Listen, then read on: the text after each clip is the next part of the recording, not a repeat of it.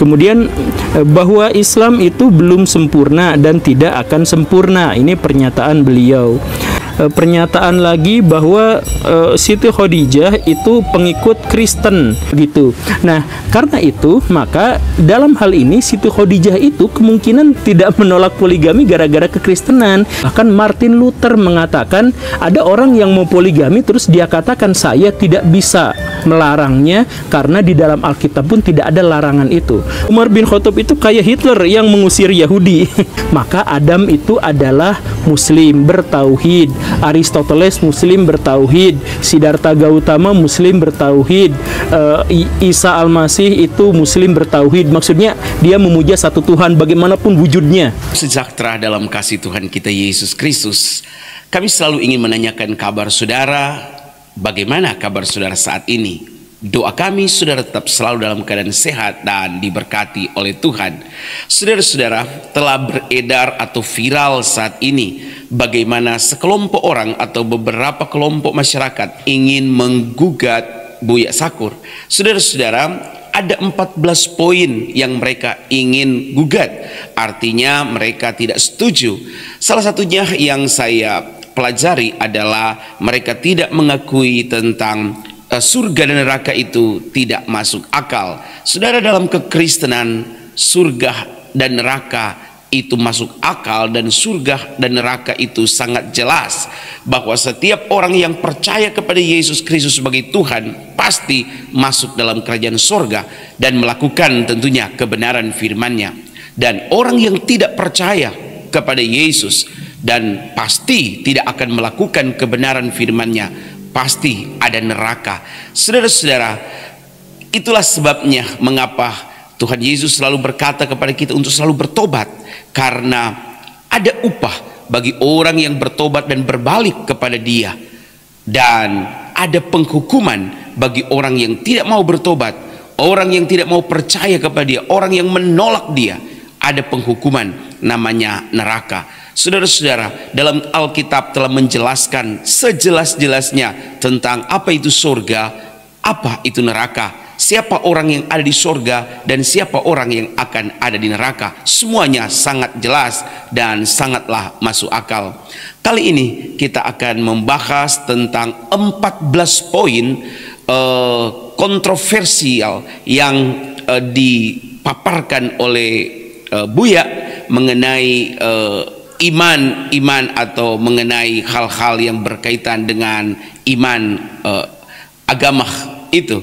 Nah, sesudah mari kita ikuti bersama-sama 14 poin tersebut. Pak Buya Sakur adalah seorang tokoh terkemuka dan banyak sekali fansnya di Indonesia. Tetapi akhir-akhir ini banyak gunjingan-gunjingan terkait dengan beliau karena memang ada yang menuntut, ada yang menggugat terkait dengan ceramahnya terhadap para ASN sekitar 7-8 bulanan yang lalu, yaitu tentang demokrasi dan tentang toleransi. Beliau mengatakan bahwa Islam itu semestinya begini dan begitu dan sebagainya, sampai ada sekitar 14 poin yang dikatakan sebagai pernyataan-pernyataan kontroversial yang sudah melanggar akidah Islamiyah. Nah, di episode ini saya ingin membahas 14 tema itu. Saya harap sederhana dan seringkas mungkin, sampai nanti kita akan jelaskan di episode kapan-kapan ya. Kita akan bahas tentang karakteristik orang-orang Islam liberal. Jadi sekarang kita akan langsung saja mulai pada tema-tema kontroversial yang dimaksud. Yang pertama adalah pernyataan yang dianggap kontroversial bahwa Nabi Muhammad tidak pernah merasa benar. Iya, memang Nabi Muhammad tidak pernah merasa benar, dalam artian begini Baraya, kita harus memisahkan Nabi Muhammad dalam dua dimensi. Dimensi sebagai manusia biasa yang bisa benar dan bisa salah, dan Nabi Muhammad mengakui itu, dan Al-Quran juga mengakui itu, dan dimensi di mana Nabi Muhammad membawakan wahyu.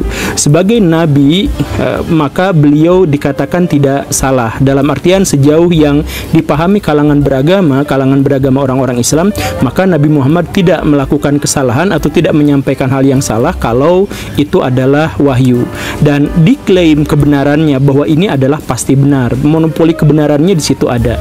Tetapi kalau Nabi Muhammad sebagai manusia biasa, maka Nabi Muhammad itu sering dikritik. Makanya kalau misalkan ada masalah-masalah besar yang terkait dengan kemanusiaan, terkait dengan negara dan sebagainya, Nabi Muhammad itu kan sering musyawarah.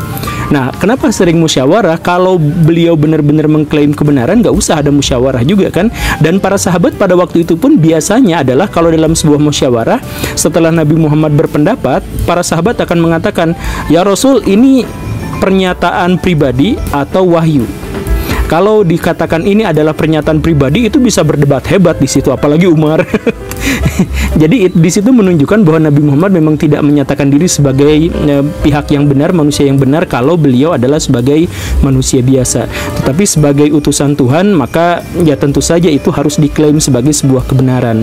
Dan itu adalah masalah iman. Begitu. Kemudian pernyataan yang kedua itu adalah kalimat tauhid adalah kalimat persatuan, bukan kalimat la ilaha illallah. Saya pikir kebalik sih Bara ya. Jadi kalau memang Buya Syakur menyatakan seperti ini di videonya, kalimat tauhid adalah kalimat persatuan, bukan kalimat la ilaha illallah, ini terbalik karena sejauh yang saya tahu kalimat tauhid itu adalah la ilaha illallah, dan kalimat ini adalah untuk persatuan gitu.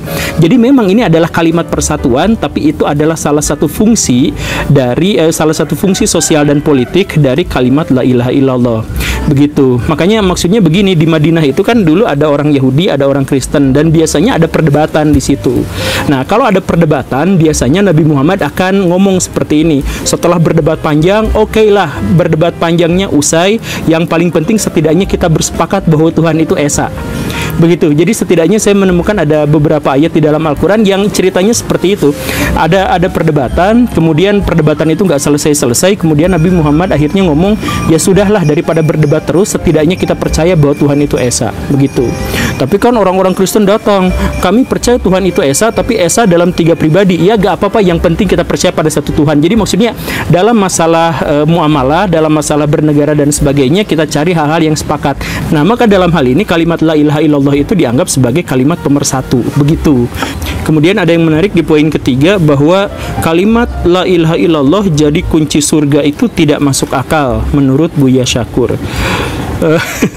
Gini Bara ya, kalau soal surga dan neraka itu gak bisa ngomong soal masuk akal atau enggak. Oh, surga dan nerakanya aja gak masuk akal. Jadi kalau ada pernyataan la ilaha illallah terus masuk surga, itu gak masuk akal. Ya surga nerakanya juga gak masuk akal. Lebih gak masuk akal surga neraka daripada menyebutkan bahwa kunci surga neraka adalah sebuah kalimat. Kan seperti itu. Jadi terkait dengan hal-hal akidah, terkait dengan hal-hal yang gaib, saya nggak mau ikut campur lebih banyak. Saya hanya mengatakan kalau halnya terkait dengan hal ini, maka saya bergantung saja pada dalil. Nggak bisa lebih lanjut berbicara. Begitu. Nggak main logika-logikaan dalam hal ini. Kemudian bahwa Islam itu belum sempurna dan tidak akan sempurna. Ini pernyataan beliau. Islam sebagai agama itu harus diakui sebagai agama yang sempurna, sama seperti orang Kristen mengakui agamanya sebagai sempurna, orang Hindu mengakui agamanya sempurna. Itu harus seperti itu. Maksudnya sebagai orang yang beragama, maka kita harus meyakini hal-hal yang abstrak dan yang sakral itu sebagai sesuatu yang sempurna. Tetapi kalau kita pahami bahwa Islam itu turun kepada manusia dan kemudian manusia itu mencoba untuk mengaplikasikan Islam itu, maka sampai kiamat Islam tidak mungkin sempurna dalam artian penerapannya yang dilakukan oleh orang-orang beriman atau orang-orang Islam. Begitu. Kemudian ada pernyataan yang lain bahwa setelah wafat Nabi Muhammad ada banyak konflik berdarah, berebut kekuasaan antara Abu Bakar dan Ali dan sebagainya sampai saat ini.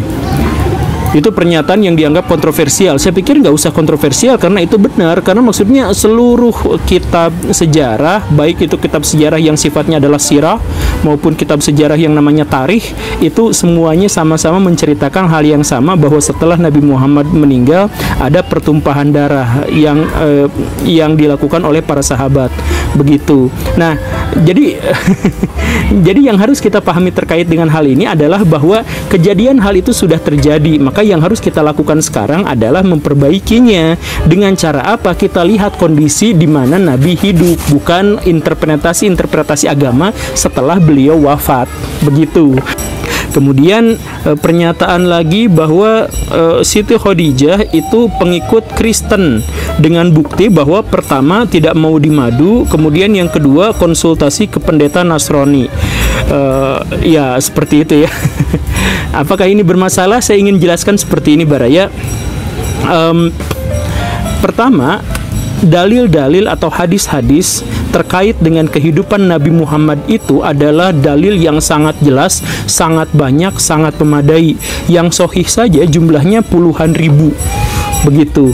Nah, tetapi jumlah hadis Nabi yang sangat banyak dan sangat sahih itu hanya terkait pada Nabi Muhammad setelah diangkat menjadi nabi, yaitu umur 39 tahun ke atas. Sebelum itu cerita-cerita tentang Nabi Muhammad itu sangat samar, sangat jarang, dan hadis-hadisnya itu kurang memadai untuk bisa mendapatkan sebuah gambaran dan penjelasan yang jelas. Soal kapan Nabi lahir itu tidak jelas. Soal usia Nabi ketika menikah dengan Khadijah itu tidak terlalu jelas. Bahkan usia Khadijah juga itu tidak jelas. Walaupun kemudian banyak disepakati usia 40 tahun, tetapi kemudian itu juga banyak sekali orang-orang yang meragukannya. Nah, terkait juga dalam hal ini adalah kepercayaan apa yang dianut oleh Khadijah. Apakah Khadijah itu seorang Kristen atau bukan? Terbuka kemungkinan untuk itu. Dan kalaupun terbuka kemungkinan untuk itu, bukan berarti ini adalah penghinaan atau apa. Kan kalau misalkan bukan Nasrani berarti penyembah berhala, kan seperti itu. Nah, tetapi setelah itu kita harus juga akui bersama bahwa Khadijah itu adalah mu'alaf pertama atau kedua dalam sejarah Islam.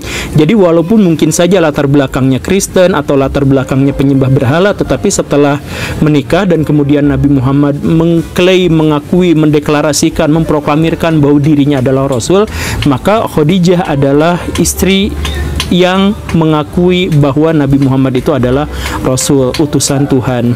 Begitu. Nah, cuman ini alasannya itu adalah misalkan kan dikatakan sama Buya Syakur, salah satu indikasi bahwa Siti Khadijah itu sebelumnya Nasrani adalah menolak poligami.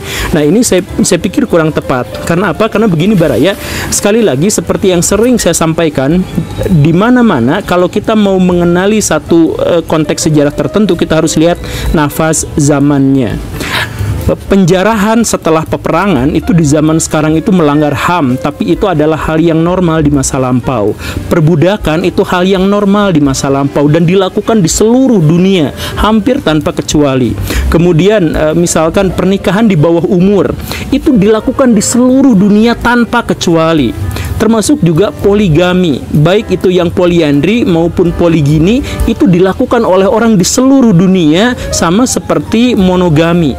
Kenapa? Karena sesuai dengan kebutuhan masyarakat pada waktu itu. Ingat, poligami itu adalah kebutuhan masyarakat, laki-laki dan perempuan di masa lampau, di mana sumber daya sangat terbatas untuk bisa diakses dan manusia harus berebut untuk mendapatkannya. Begitu. Nah, karena itu, maka dalam hal ini Siti Khadijah itu kemungkinan tidak menolak poligami gara-gara kekristenan. Karena apa? Karena Kristen juga pada waktu itu tidak menolak poligami. Kristen itu baru menolak poligami pas zaman modern, baru menolak pernikahan di bawah umur pas zaman modern, baru menolak penjarahan pasca perang itu di zaman modern, baru menolak perbudakan pas zaman modern. Sebelumnya mereka melakukan itu semuanya. Jangan tanya kepada saya sumbernya apa, karena semua sumber mengatakan hal seperti itu.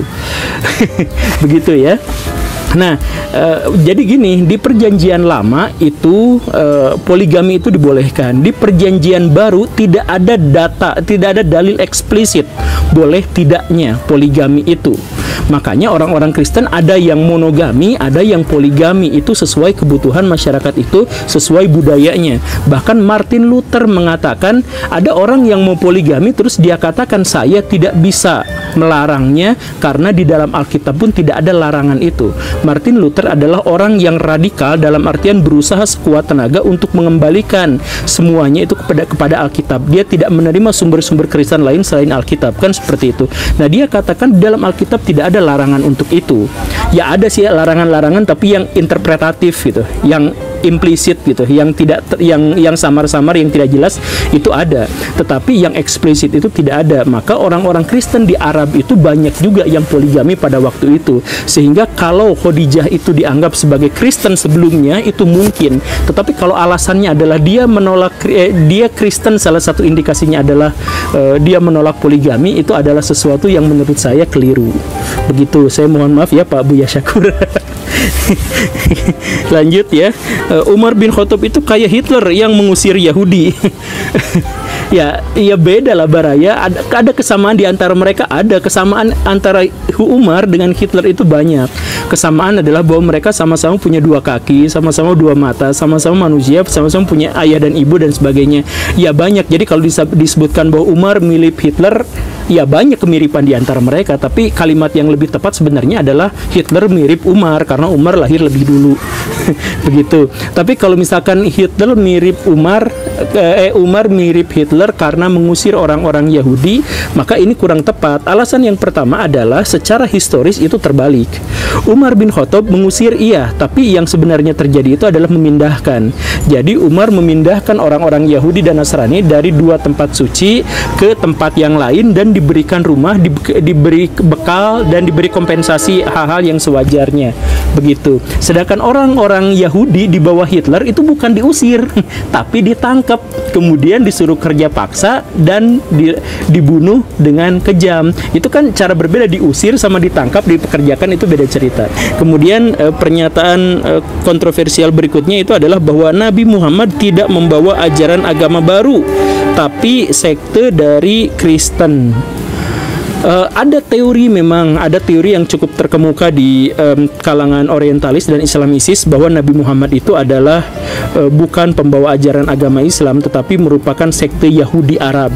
Ada teori seperti itu. Tetapi tidak ada teori bahwa Nabi Muhammad itu adalah bawa sekte Kristen, itu gak ada. Begitu. Nah, kenapa seperti itu? Gini, saya ceritakan begini Baraya, bahwa Nabi Muhammad tidak membawa ajaran agama baru itu 100% benar. Itu adalah bagian dari akidah Islam. Akidah Islam salah satunya itu adalah mengatakan bahwa Nabi Muhammad tidak membawa ajaran agama baru, tetapi Nabi Muhammad hanya menutup, jadi penutup, pelengkap, penyempurna dari ajaran yang sudah ada sejak Adam. Maka Adam itu adalah Muslim bertauhid, Aristoteles Muslim bertauhid, Siddhartha Gautama Muslim bertauhid, Isa Al-Masih itu Muslim bertauhid. Maksudnya dia memuja satu Tuhan bagaimanapun wujudnya. Bagaimanapun misalkan mau disebutnya anata, mau nanti kepalanya botak, itu mah urusan yang lain. Pokoknya esensinya adalah bahwa mereka memuja Tuhan yang sama, Tuhan yang satu. Itu benar. Nabi Muhammad itu adalah penutup para nabi. Begitu. Nah, dalam hal ini maka Nabi tidak membawa ajaran agama yang baru. Itu akidah Islamnya memang seperti itu. Karena Nabi dalam rukun iman, dalam rukun Islam juga dalam rukun iman disebutkan bahwa salah satu wujud iman kita adalah percaya bahwa ada nabi-nabi sebelum Nabi Muhammad dan ada kitab-kitab sebelum kitab Al-Qur'an. Begitu. Tetapi kalau disebut bahwa Nabi Muhammad itu adalah sekte Kristen, ini agak jauh. Baik orang Islam maupun orang Kristen ini kayaknya agak marah kalau misalkan penjelasannya adalah seperti ini. Begitu. Yang paling mungkin dalam konteks ini kalimatnya adalah bahwa ada ajaran yang namanya ajaran tauhid. Kemudian ajaran tauhid ini punya banyak sekte Zoroaster, sekte Yahudi dan lain sebagainya. Mungkin seperti itu ya. Tapi kalau Islam jadi sekte Kristen, saya pikir terlalu jauh. Kemudian pernyataan berikutnya yang kontroversial adalah agama beda-beda, tapi agama mana yang masuk surga itu urusan Allah, sehingga umat muslim gak boleh mengklaim surga. Bahwa muslim tidak boleh mengklaim surga itu benar, karena surga itu bukan milik dari orang yang memiliki kepercayaan apa pasti masuk surga, enggak seperti itu. Misalkan dalam Kristen ya ada mungkin sekte-sekte tertentu dalam Kristen, selama kita beriman kepada Yesus misalkan kebangkitan maka masuk surga. Tapi kalau dalam Islam kan ada dua syarat masuk surga itu, beriman dan beramal soleh gitu. Jadi kalau sudah beriman kemudian beramal soleh baru masuk surga. Nah, terkait dengan agamanya tidak boleh mengklaim bahwa orang-orang Islam, saya pikir begini Baraya, ini adalah terkait dengan masalah akidah, sehingga kita kita ini gaib soal itu, kita gak tahu soal itu. Stephen Hawking gak bisa membuktikan soal kehidupan setelah kematian seperti apa gitu. Jadi kita tergantung saja pada dalil. Dalam artian, saya mohon maaf ya, maksudnya nanti hanya orang Islam yang masuk surga, hanya orang Kristen yang masuk surga, siapa yang tahu? Kan kita gak pernah tahu. Karena kita gak pernah tahu, maka kita harus sesuaikan dengan kepercayaan agama masing-masing. Kan selesai sampai di situ. Kalau kata dalil Quran seperti ini, ya udah selesai, ikuti saja itu. Kita nggak usah berprasangka, nggak usah berpikir yang aneh-aneh, karena memang kita nggak mungkin bisa menjangkau atau kita tidak mungkin bisa mengempiriskan pengalaman-pengalaman sesudah kematian atau pengalaman setelah kiamat. Begitu ya. Jadi ya silakan saja ikuti mengikuti ajaran agama masing-masing. Kalau saya sih udah pasrah aja sama dalil kan, nggak usah mikir-mikir yang repot. Saya berpikir tentang peradaban manusia, saya tidak akan berpikir soal penghakiman manusia di akhirat. Kemudian bahwa Islam, Yahudi maupun Nasrani asal beramal soleh masuk surga. Yang nggak hanya beramal soleh, kan disebutkan di dalam Al-Quran harus beriman dan beramal soleh, maka dia dijamin masuk surga. Begitu. Bahwa di dalam Islam, di orang-orang Yahudi, orang-orang Sabi'in, orang-orang Kristen, kalau mereka beriman dan beramal soleh, mereka akan masuk surga. Ya, ada dalilnya seperti itu. Tapi sekali lagi, surga dan neraka itu adalah urusan yang tidak bisa kita pahami dan tidak bisa kita jangkau, tidak bisa kita empiriskan. Karena itu tidak mungkin kita ketahui. Dan karena kita tidak bisa mengetahuinya, kita tidak bisa membuktikannya. Jadi kalau kita berbicara dan berdebat terkait dengan hal ini, ya botak duluan, tapi gak ada konklusinya. Kemudian ada pernyataan ke-12, bahwa makna kafir adalah gelap mata, hasud, bakhil, takabur, tidak bersyukur, dan lain-lain. Jadi apapun agamanya, jadi kafir itu, apapun agamanya, kafir itu jangan dimaknai orang di luar Islam. Begini Baraya, ini kayaknya Buya Syakur itu melihat dari definisi berdasarkan katanya kafir gitu ya. Kafir itu kan artinya menutup hati. Jadi siapapun yang menutup hati, kalau orang Islam menutup hati ya disebut kafir gitu kan ya.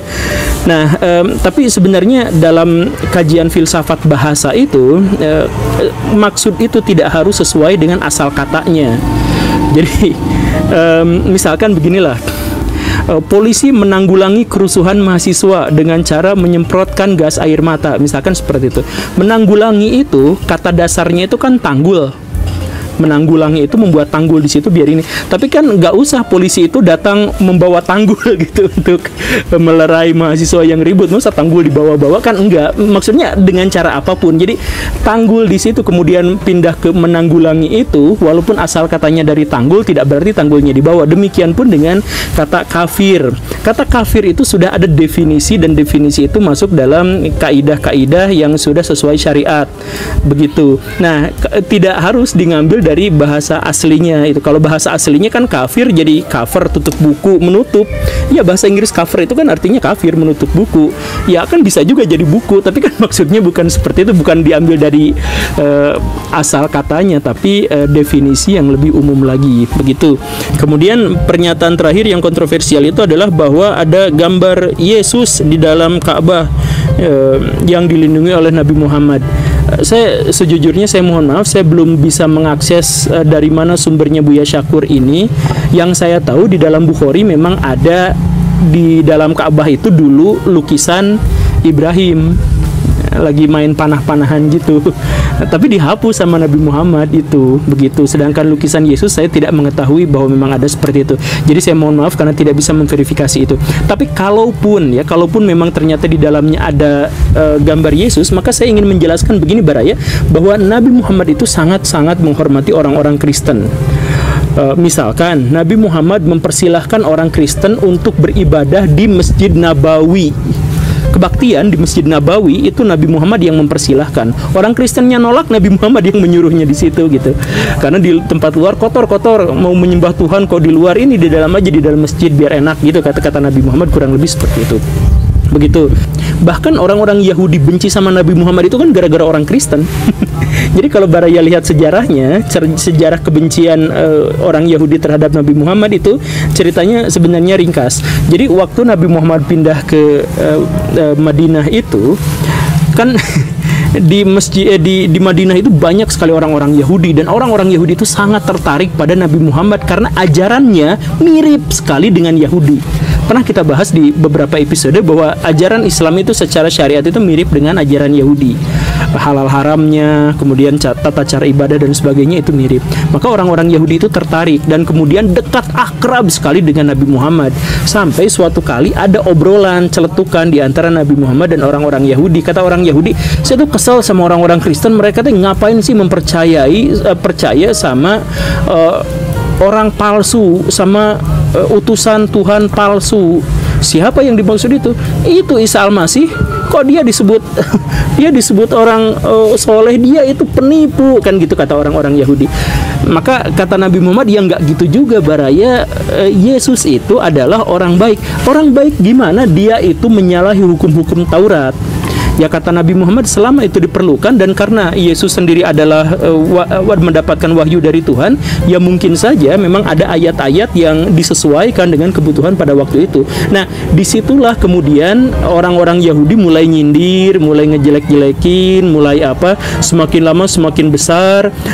Setiap rapat diomongin gini gitu Nabi Muhammad dan sebagainya, sampai puncaknya adalah ketika orang-orang Yahudi itu mengkhianati dalam perang. Jadi pas kan ada kesepakatan, namanya itu kan Piagam Madinah, kesepakatan orang Yahudi, orang semuanya di situ akan melindungi Madinah. Nah, ketika orang-orang Madinah itu mau diserang sama bangsa lain, orang-orang Yahudi malah berkomplot dengan bangsa lain menyerang Madinah. Kan puncaknya itu di situ, akhirnya kebenciannya mendarah daging sampai detik ini, misalkan seperti itu. Nah, tapi kan awalnya itu dari bahwa Nabi Muhammad itu membela Yesus, membela orang-orang Kristen dari hujatan orang-orang Yahudi. Nah, dalam konteks ini adalah bahwa kalaupun itu memang benar-benar ada, kayaknya sama Nabi Muhammad dihapus. Karena walaupun Nabi Muhammad sangat menghormati orang-orang Kristen, Nabi Muhammad juga menghormati Ibrahim, tapi gambarnya dihapus kalau di Ka'bah.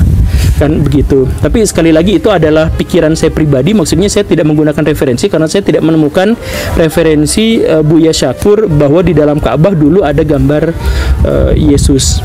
Haleluya, puji Tuhan. Saudara sudah mengikuti dengan cermat 14 poin tersebut, dan saudara-saudara, kita percaya bahwa di dalam kekristenan semuanya sangat jelas, di dalam kekristenan semuanya sangat teratur rapi dan menyatakan bahwa perdebatan-perdebatan seperti itu memang ada dalam kekristenan, juga ada perdebatan seperti itu, tetapi yang merupakan rujukan kita adalah Alkitab. Jadi bagi saya segala sesuatu yang telah ditulis oleh Alkitab, ya sudah, itu sudah kebenarannya, saudara-saudara, ya. Dan Tuhan sudah menjelaskan kepada kita sejelas-jelasnya. Semoga sudah diberkati dengan setiap program acara kami. Doa kami selalu menyertai saudara-saudara semua. Haleluya. Tuhan memberkati kita semua.